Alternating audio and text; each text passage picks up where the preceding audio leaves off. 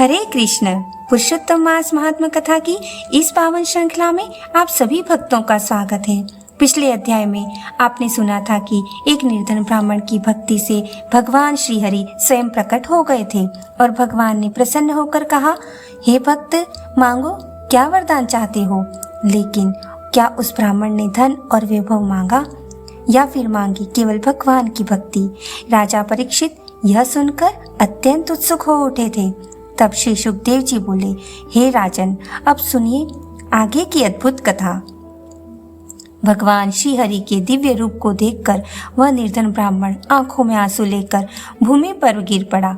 उसकी पत्नी भी हाथ जोड़कर रोने लगी। तभी भगवान विष्णु बोले, हे भक्त, मैं तुम्हारी सच्ची श्रद्धा, भक्ति और पुरुषोत्तम मास की भक्ति से अत्यंत प्रसन्न हूँ। मांगो, जो वरदान मांगना चाहते हो मांगो। लेकिन वह ब्राह्मण बोला, हे प्रभु, मुझे धन नहीं चाहिए, वैभव भी नहीं चाहिए, बस आपके चरणों में अटल भक्ति मिल जाए।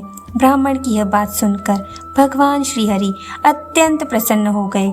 तभी अचानक उस छोटी सी कुटिया में दिव्य प्रकाश फैल गया। खाली पड़े पात्र अन्न और धन से भर गए। चारों ओर सुगंध और दिव्य संगीत गूंजने लगा।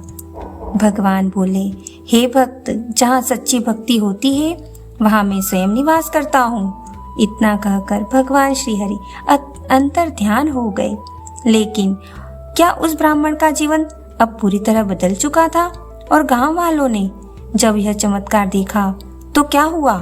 आगे क्या हुआ ये हम जानेंगे पुरुषोत्तम मास महात्मा कथा अध्याय 9 में। हरे कृष्णा, राधे राधे।